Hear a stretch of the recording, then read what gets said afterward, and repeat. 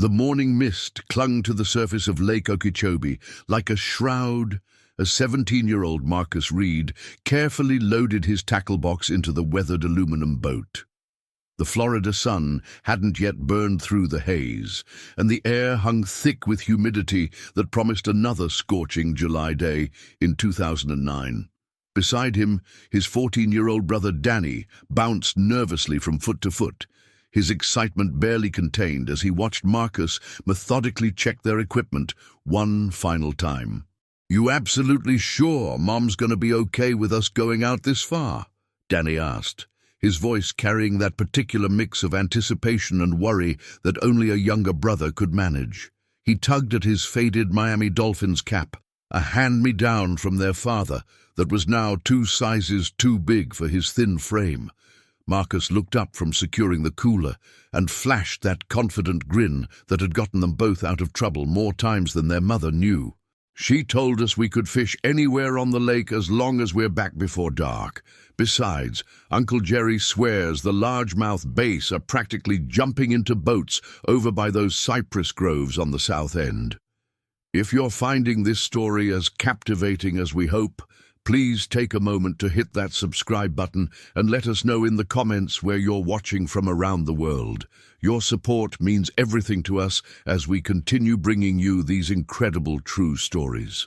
The Reed brothers had inherited their passion for fishing from their father, Thomas, who had died 3 years earlier in a devastating construction accident that left their small family financially and emotionally shattered. Their mother, Linda, now worked grueling double shifts at Mel's Diner in downtown Clewiston, a small agricultural community nestled on the southern shore of massive Lake Okeechobee. The weekly fishing expeditions had evolved from simple recreation into something much deeper, sacred moments where the boys felt closest to their father's memory and could temporarily escape the crushing weight of poverty that shadowed their daily existence. The 14-foot aluminum boat they pushed into the dark water had seen better days. Uncle Jerry had given it to them after Thomas died, and while it wasn't much to look at, it ran reliably and had carried them safely across these waters dozens of times over the past 3 years. Marcus took the helm while Danny arranged their gear in the bow, both boys moving with the practiced efficiency that comes from countless early morning launches. Lake Okeechobee stretched before them like an inland sea, its 730 square miles of dark water hiding secrets beneath cypress trees and sawgrass marshes that had witnessed centuries of Florida history. The locals called it the liquid heart of the Everglades, and on mornings like this, with the mist rising and herons picking their way through the shallows, it was easy to understand why the Seminole Indians had considered these waters sacred. As their small outboard motor puttered steadily across the calm surface, Danny pulled out a creased photograph that he always carried in his wallet. The image showed him and Marcus flanking their father, all three grinning widely as Thomas held up a massive largemouth bass that had to weigh at least 10 pounds. The photo had been taken 2 years before Thomas died, during what would turn out to be their last fishing trip together. "Remember when Dad hooked that monster right over there by the old fishing lodge?" Danny said, pointing toward a cluster of weathered buildings visible through the morning haze.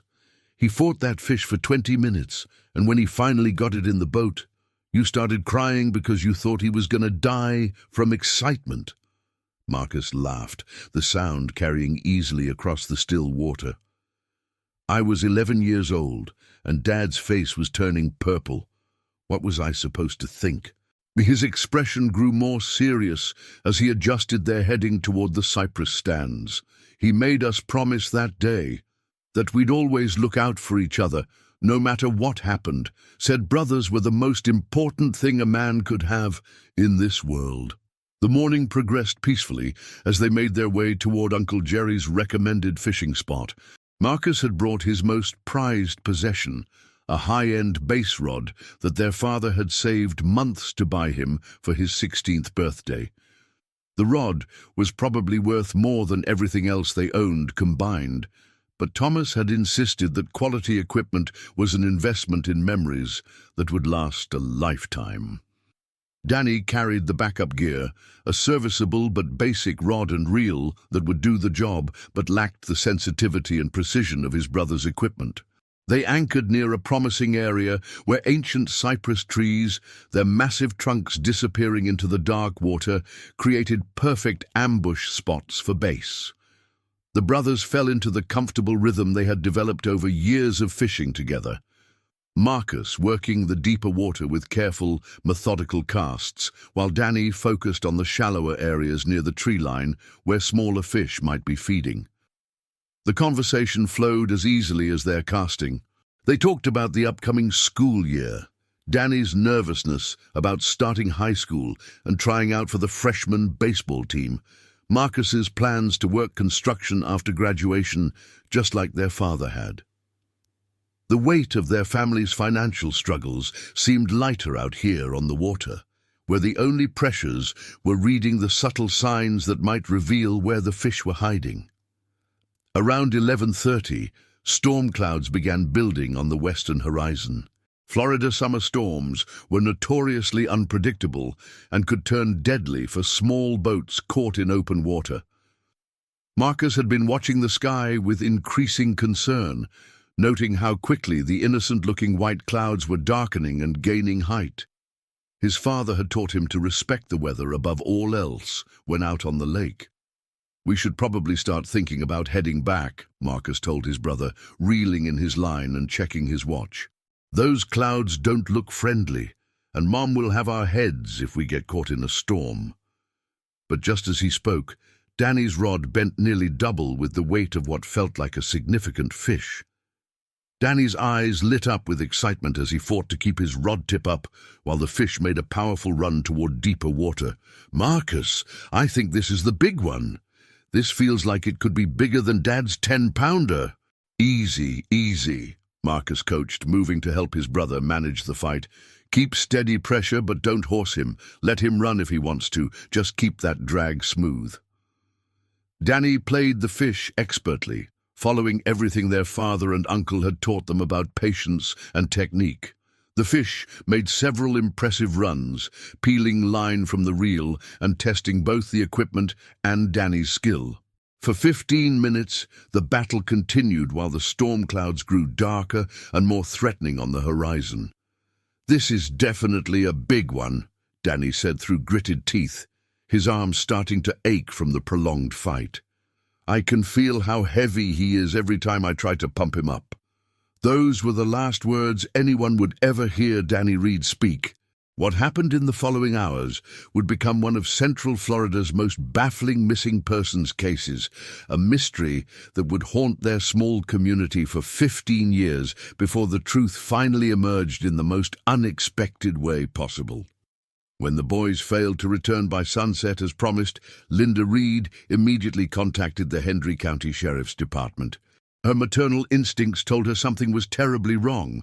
Marcus was too responsible, too aware of the dangers, to stay out on the lake with bad weather approaching. Within 2 hours of Linda's call, search and rescue operations were underway across Lake Okeechobee.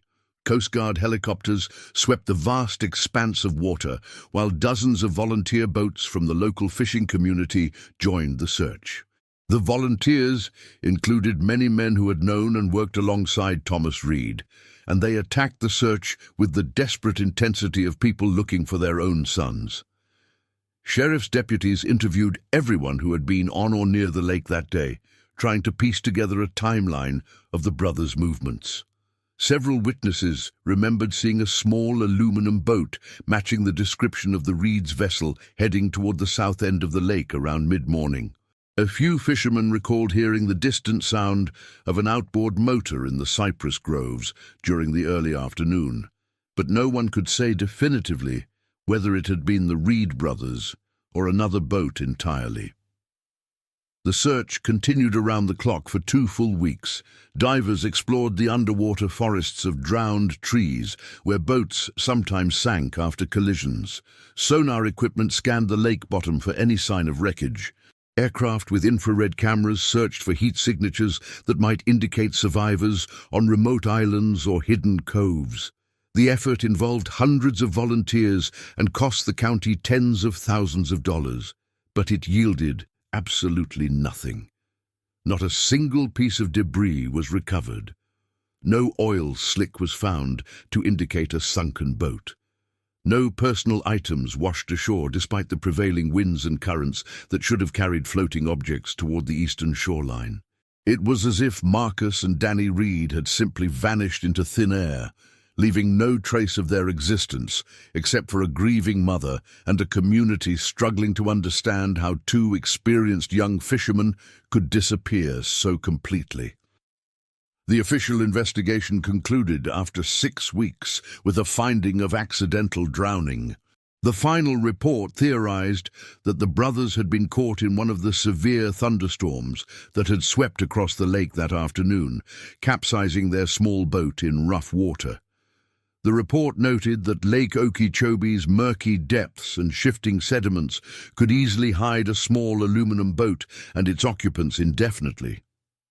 Linda Reed refused to accept the official explanation. She knew her sons were experienced on the water, careful about weather, and smart enough to head for shelter at the first sign of trouble. Marcus had been fishing these waters since he was 10 years old and had developed the kind of instinctive weather sense that comes from years of watching Florida skies. Danny might have been younger and less experienced, but he would have listened to his older brother's judgment about when to leave the water. Using what little savings she had managed to accumulate, Linda hired a private investigator named Robert Chen, a former Miami-Dade police detective who specialized in missing persons cases. Chen spent 3 months re-interviewing witnesses, examining the search records, and exploring alternative theories about what might have happened to the Reed brothers.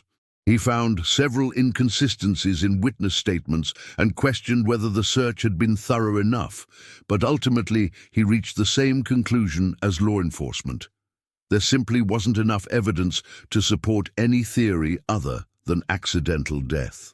Linda plastered missing person flyers throughout Central Florida, each one featuring school photos of Marcus and Danny with their bright smiles and hopeful eyes. She organized volunteer search parties that continued exploring remote areas of the lake long after official efforts had been suspended. She appeared on local television programs and spoke to newspaper reporters, keeping her son's story in the public eye and hoping that someone somewhere might remember seeing something that could provide answers.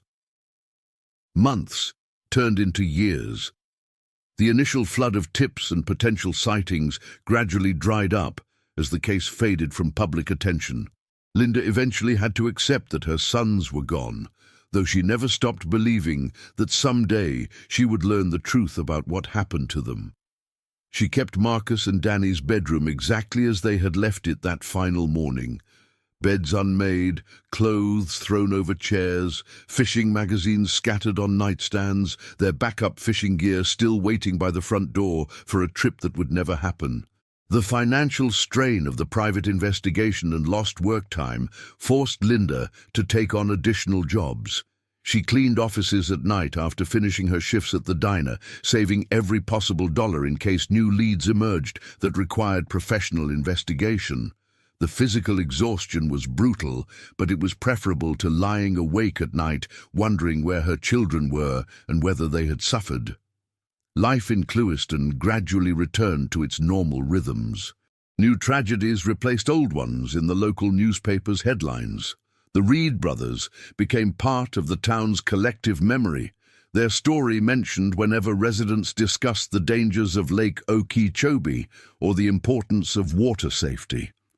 Linda continued working at Mel's Diner, aging visibly under the weight of grief and unanswered questions, but never giving up hope that somewhere in Florida's vast landscape, evidence of her son's fate was waiting to be discovered.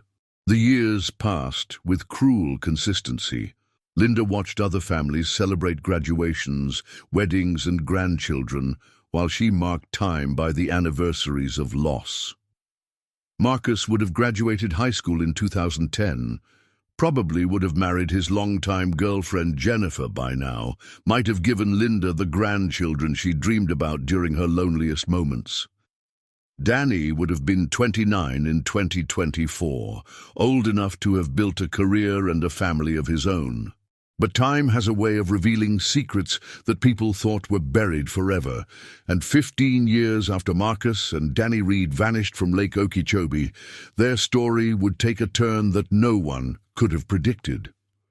Detective Ray Castellanos had worked for the Palm Beach County Sheriff's Office for 23 years, handling everything from domestic violence calls to complex white-collar fraud cases. In all that time, he had rarely encountered anything quite like the phone call he received on the morning of March 12, 2024.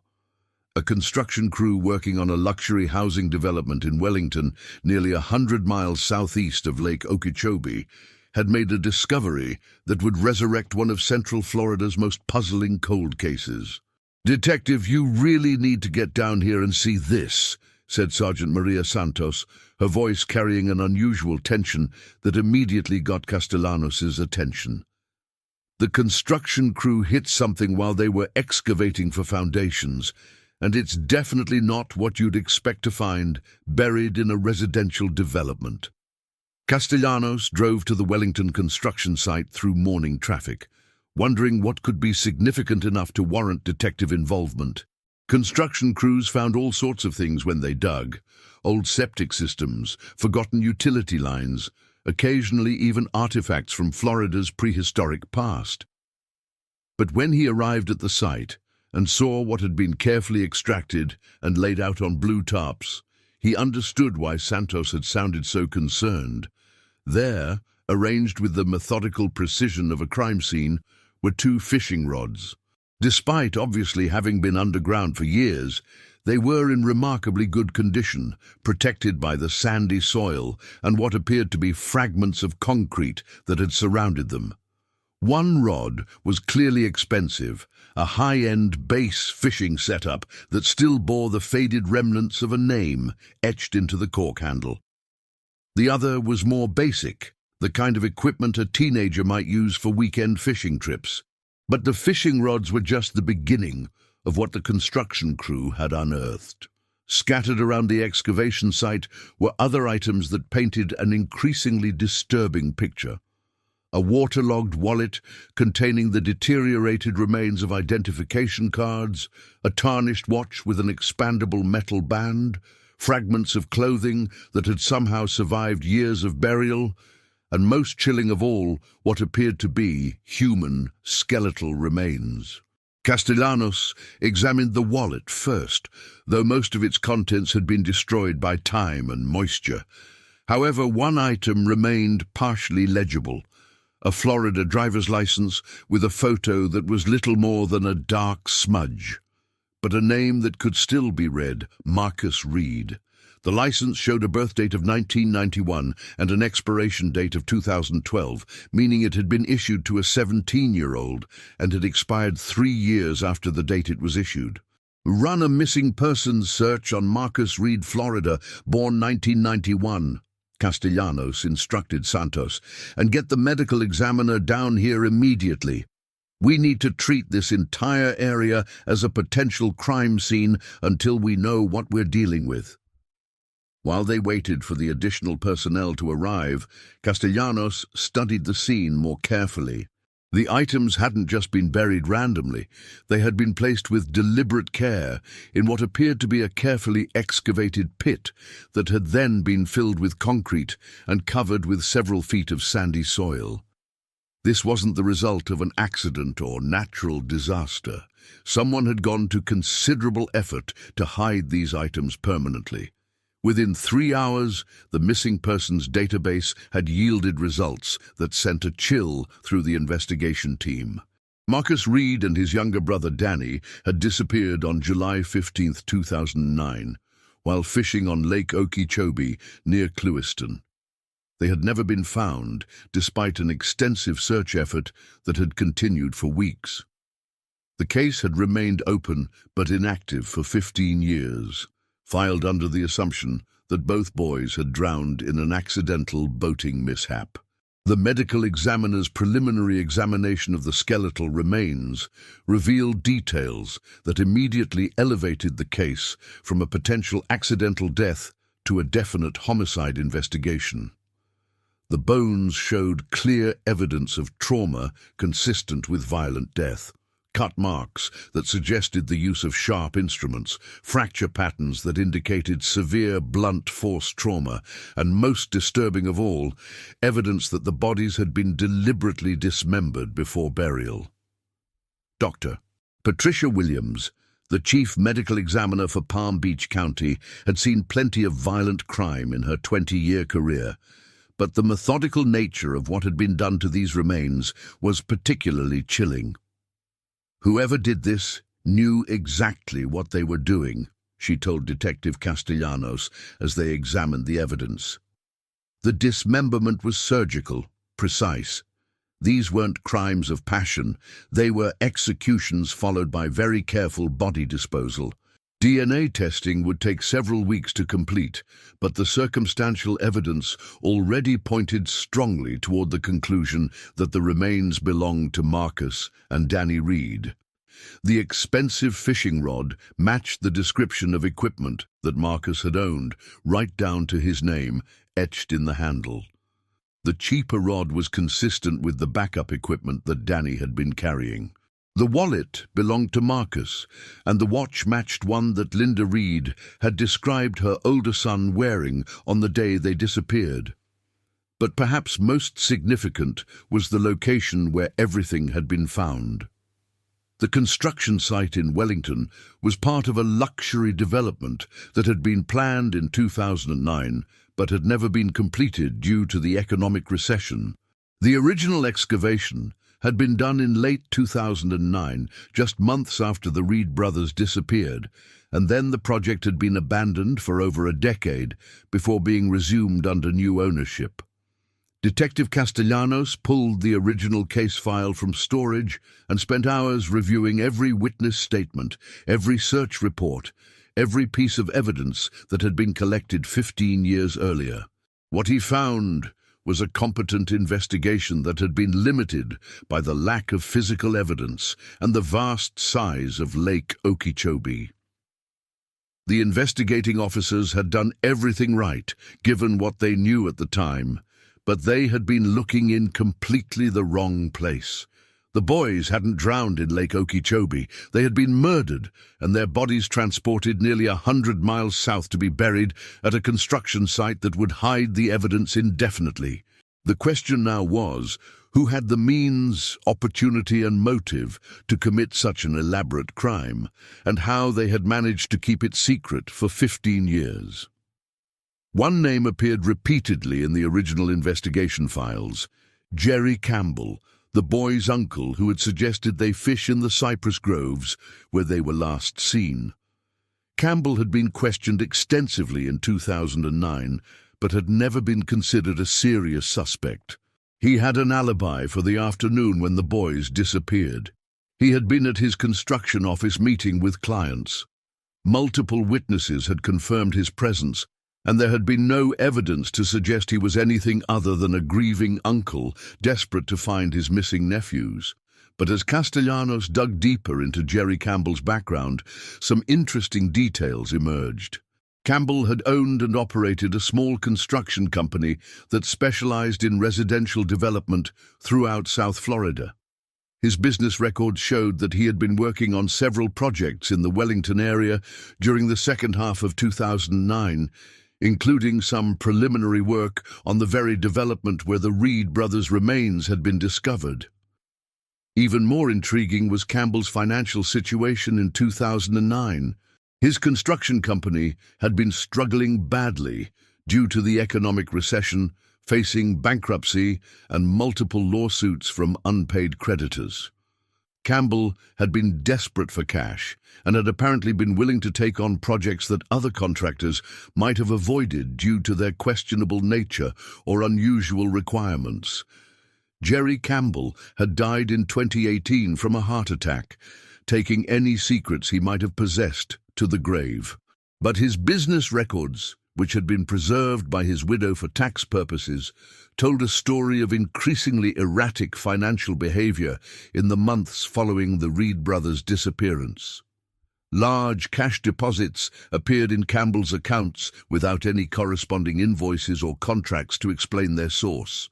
The deposits had continued sporadically through 2010 and 2011 before stopping entirely. Detective Castellanos decided to interview Campbell's widow, Patricia, who still lived in the modest ranch house in Clewiston, where she and Jerry had raised their own children. The woman who answered the door was in her 70s now, her face bearing the lines that come from decades of worry and grief. She invited Castellanos into a living room filled with family photographs, including several that showed Jerry with Marcus and Danny during happier times. "Jerry loved those boys like they were his own sons," Patricia said, her voice immediately defensive when Castellanos explained why he was there. "When they went missing, it nearly destroyed him. He organized search parties, hired divers with his own money, spent every weekend for months looking for any sign of them. The idea that he could have hurt them is absolutely ridiculous." Castellanos studied the photographs more carefully while Patricia talked. One image in particular caught his attention: Jerry Campbell standing beside a white pickup truck at what appeared to be a construction site. The truck matched the description of a vehicle that several witnesses had reported seeing near the Lake Okeechobee boat launch on the morning the boys disappeared, though none of the witnesses had been able to provide a license plate number or identify the driver. "Mrs. Campbell, I need to ask you some difficult questions about your husband's business activities around the time Marcus and Danny went missing," Castellanos said as gently as possible. "I'm particularly interested in his work in the Wellington area and some unusual financial transactions that appear in his business records." Patricia's demeanor changed immediately. She clutched a tissue in her hands and looked away from the detective's steady gaze, her body language suggesting that she was hiding something she had kept secret for years. "Jerry was a good man," she said quietly. "He made some mistakes in business, got involved with some people he shouldn't have, but he never would have hurt those boys. Those mistakes, as Detective Castellanos would soon discover, were the key to understanding what had really happened to Marcus and Danny Reed on that July morning 15 years earlier. As he continued investigating Jerry Campbell's financial records and business associates, a picture emerged of a man who had been desperate enough to make deals with very dangerous people who saw violence as just another business tool and who would eliminate anyone who posed a threat to their operations.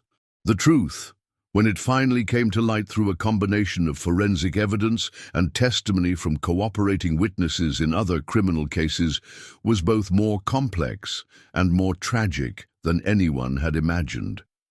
It was a story of financial desperation, criminal conspiracy, and two innocent teenagers who had simply been in the wrong place at the wrong time.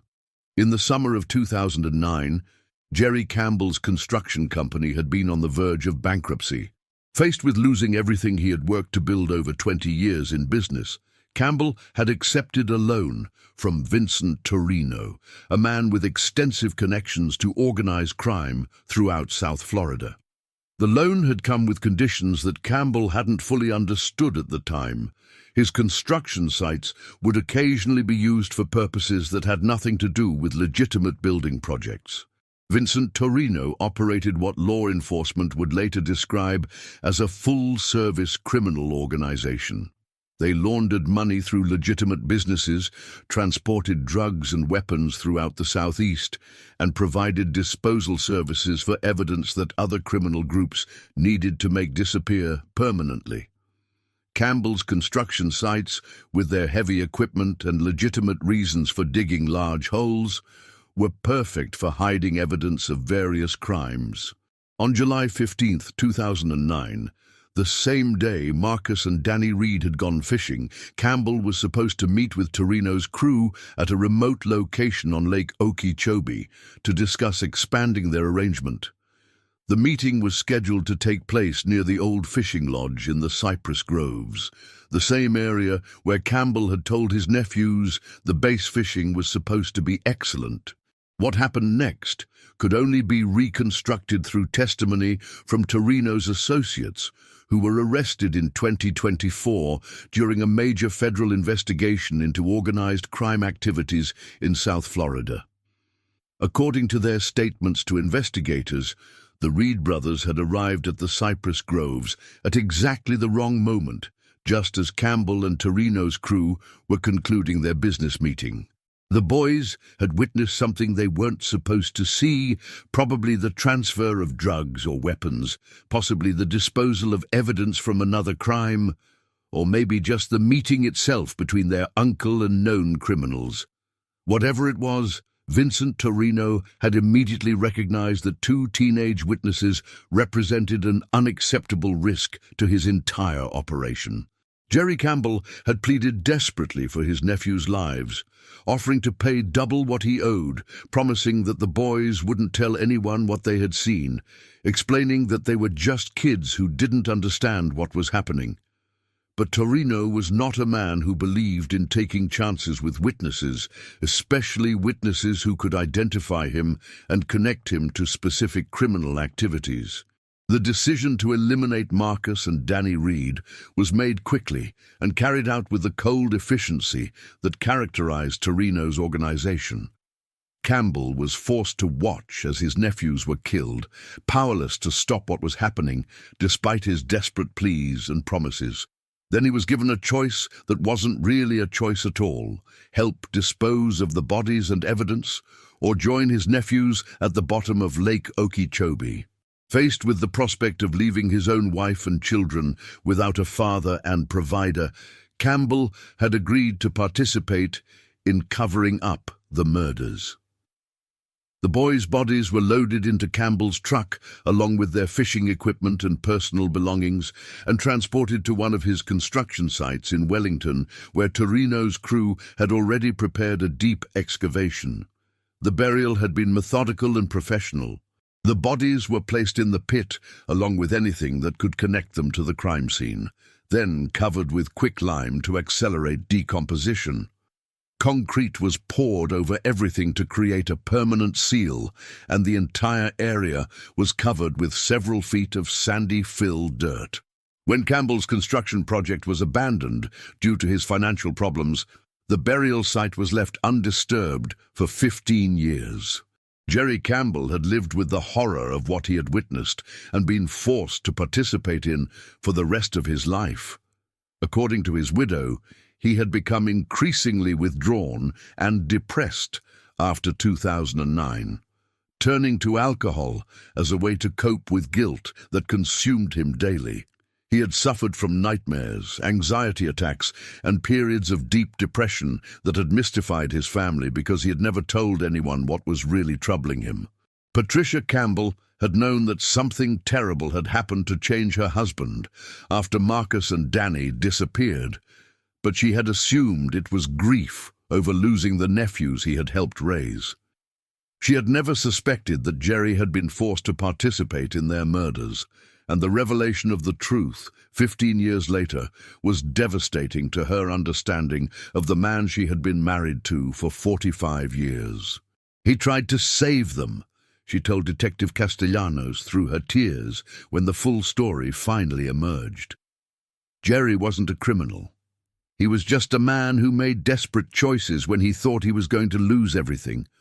But those choices cost him his soul, and it killed him slowly over 9 years. The federal investigation into Vincent Torino's criminal organization had been ongoing for 3 years when the Reed brothers' remains were discovered. Torino himself had died in federal prison in 2019 while serving a sentence for racketeering and conspiracy. But several of his key associates were still alive and facing prosecution for numerous crimes spanning decades of criminal activity. When confronted with the physical evidence from the Wellington burial site and testimony from other members of their organization, 3 of Torino's surviving associates eventually agreed to cooperate with prosecutors in exchange for reduced sentences. Their detailed confessions provided the complete picture of what had happened to Marcus and Danny Reed, filling in gaps that 15 years of investigation had never been able to resolve. Linda Reed received the phone call she had been waiting 15 years to get on a cold morning in March 2024. Detective Castellanos explained that her son's remains had been found and that arrests had been made in connection with their murders. The boys hadn't died in a tragic boating accident as everyone had assumed. They had been murdered by criminals who saw them as inconvenient witnesses to illegal activities. The news that her brother-in-law had been present when her sons were killed and had participated in covering up their murders was almost more than Linda could process. Jerry Campbell, the man who had taught Marcus and Danny to fish, who had taken them to baseball games and helped with homework, who had promised Thomas Reed on his deathbed that he would always look after the boys. That same man had watched them die and helped hide their bodies. "How do I reconcile those 2 versions of Jerry?" Linda asked Detective Castellanos during one of their many interviews. "The uncle who loved my boys, and the man who let them be murdered? How do I make sense of something like that?" Castellanos, who had investigated hundreds of violent crimes during his career, understood that the human capacity for both love and terrible choices often existed in the same person. "Your brother-in-law was trapped in an impossible situation," he explained. "He made bad choices that led to worse consequences, but according to the witnesses, he tried to save Marcus and Danny. He just wasn't in a position to succeed." ID. The trial of Vincent Torino's surviving associates began in early 2025 and lasted for 3 months. Linda Reed attended every day of the proceedings, sitting in the front row as prosecutors methodically presented evidence about how her sons had died.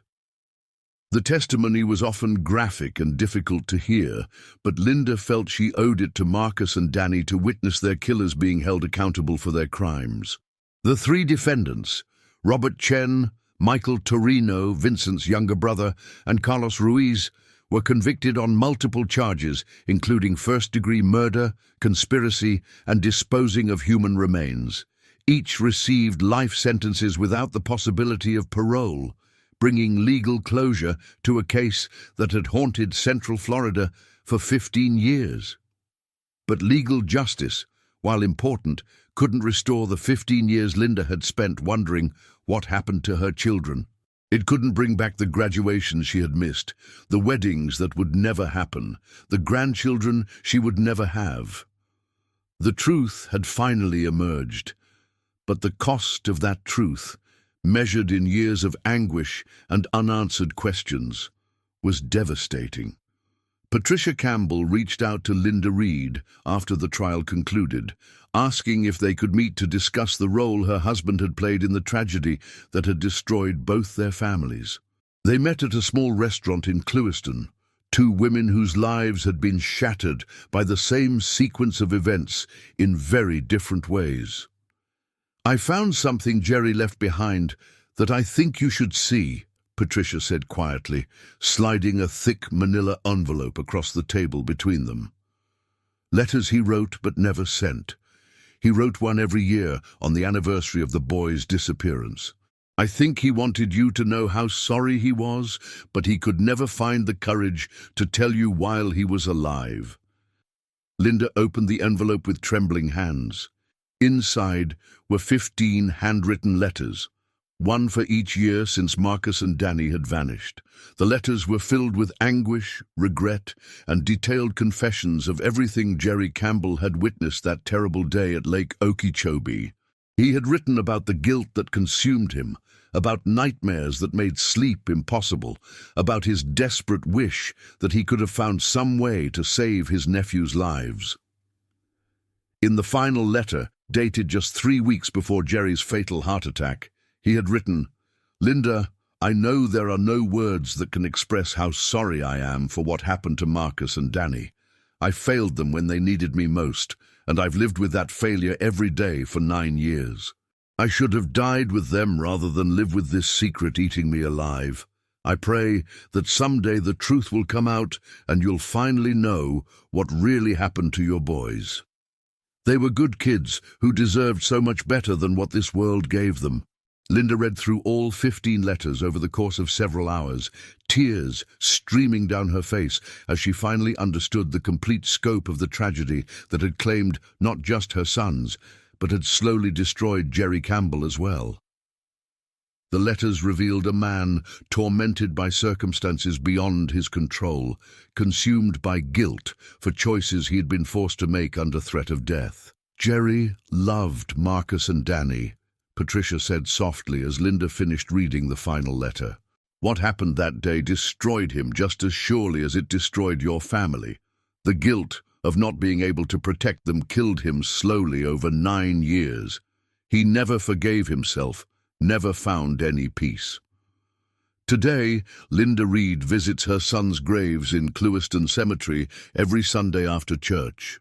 Marcus and Danny were finally laid to rest in December 2024, 15 years after their deaths, in a ceremony attended by hundreds of community members who had never forgotten the 2 teenage brothers who vanished while fishing. Their headstones bear simple inscriptions chosen by their mother. Marcus Reed, beloved son and brother, forever in our hearts, and Danny Reed, taken too soon, loved beyond measure. A dome, the case of the Reed brothers, serves as a stark reminder that innocent activities can sometimes intersect tragically with the darkest elements of criminal society.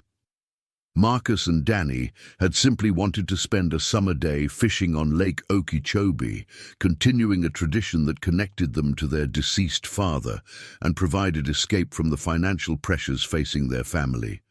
Instead, they became victims of circumstances completely beyond their control or understanding. The construction site in Wellington, where their remains were discovered, has been converted into a small memorial park dedicated to all victims of violent crime. Linda Reed spoke at the dedication ceremony, emphasizing the importance of never giving up hope for answers, even when those answers take 15 years to emerge and bring truth that is almost too painful to bear. Detective Ray Castellanos retired from law enforcement shortly after the Reed case concluded, but he considers it one of the most significant investigations of his career. The case demonstrated how advances in forensic science and persistent investigative work can solve even the coldest cases, bringing long overdue justice to victims and closure to families who never stopped believing that truth would eventually emerge. The fishing rods that led to solving the case, Marcus's cherished base rod and Danny's backup equipment, are now preserved as evidence in the Palm Beach County Sheriff's Office. They serve as silent testimony to 2 young lives cut short by criminal violence and to the persistence of those who refuse to let their memory fade into obscurity. For Linda Reed, now in her early 60s and finally knowing the complete truth about her son's fate, the future holds a complex mixture of grief, relief, and determination to honor their memory. She has established the Marcus and Danny Reed Memorial Scholarship, helping other young people from Clewiston pursue their educational dreams despite financial hardships. She continues working at Mel's Diner, still lives in the same modest home where her boys grew up, but the crushing weight of uncertainty that had defined 15 years of her life has finally been lifted. I spent so many years wondering if they were still alive somewhere, if they needed help, if they were trying to find their way home, Linda reflected during a recent interview. The truth about how they died is horrible, but at least now I know they're at peace. My boys didn't suffer wondering why no one was looking for them. They didn't spend years as prisoners or victims. Their deaths were quick, and the men responsible have been punished. It's not everything I wanted, but it's enough to let me sleep at night. The story of Marcus and Danny Reed ultimately became a testament to the power of persistence in seeking justice. Their fishing equipment, buried for 15 years beneath concrete and sandy soil, had literally risen from the ground to solve their murders and expose a criminal organization that had operated with impunity for decades. In death, the Reed brothers achieved something they never could have imagined in life. They helped bring down the criminals who killed them and ensured that their killers would spend the rest of their lives in prison. The lake where they spent their final morning still reflects the Florida sky, still harbors bass in its cypress groves, still attracts fishermen seeking the same peace and connection to nature that Marcus and Danny had found in their weekly expeditions. But now their story serves as a reminder that even the most innocent activities can intersect with tragedy, and that justice, while sometimes delayed by years or even decades, can still be achieved through the determination of those who refuse to let victims be forgotten.